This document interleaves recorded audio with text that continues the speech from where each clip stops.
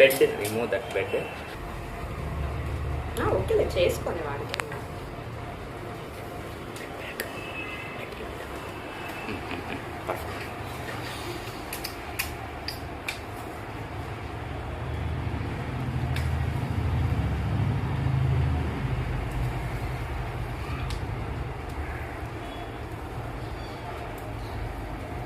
Enough enough. నీ వాడిని ముందుకెట్టు, నీ కాలు లోపల ఉంటే పెట్టు. సరే ఓకే నువ్వు రా. ఓకేయా? Stop it.